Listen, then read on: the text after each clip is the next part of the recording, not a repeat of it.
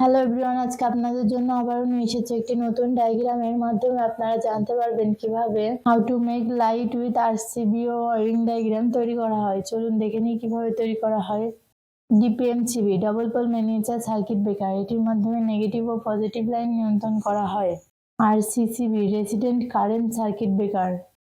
Contactor হলো electromagnetic চালিত switch.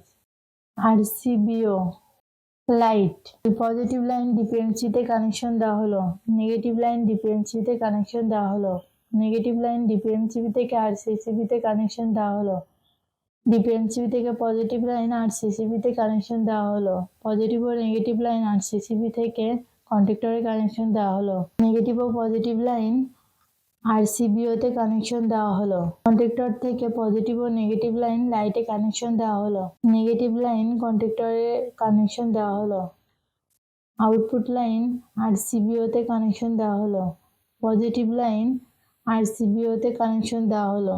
ভিডিওটির সাথে থাকার জন্য ধন্যবাদ। ভিডিওটি ভালো লাগলে লাইক ও সাবস্ক্রাইব করবেন।